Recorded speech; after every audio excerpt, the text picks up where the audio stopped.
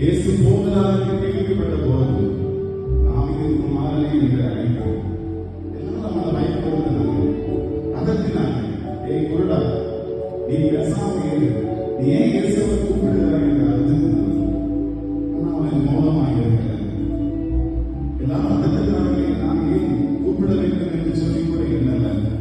உனக்கு ஒரு பெரிய நம்பிக்கை இருந்துச்சு, உனக்கு ஒரு பெரிய ஆசை இருந்துச்சு. ஆண்டவர் படைத்த இந்த அழகான உலகத்தை பார்க்கணும்.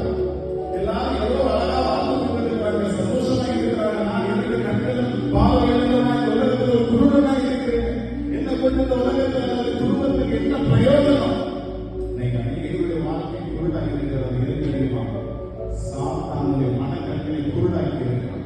நீங்க அநேகர் உலகத்தில் பாதையில் ஓடிக்கொண்டிருக்கிறாங்க, பாவமான வகையை வெறிவேற்று போய் கொண்டிருக்கிறாங்க, துன்மார்க்கமா வாழ்ந்து கொண்டிருக்கிறாங்க, மதுபானத்திற்கும் போதைக்கு அடிமையாக இருக்கிறாங்க.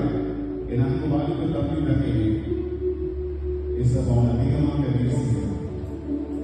அதனாலதான் தன்னுடைய ஜீவனை உணவாக நீ அவருக்காக வாழணும், அவருடைய செல்ல பிள்ளையாக இருக்கணும், அவங்க அறிவில வளரணும். இதுதான் நம்மை கருத்தினுடைய ஆசை விரும்பும். அந்த மேலான நாமத்தை சொல்லி எல்லாரும் பாடுவோம். தேவ பிரசன்னம் நம்மை நிரப்பும். தேவாவியோடு கூட செலவழிக்கிறேன்.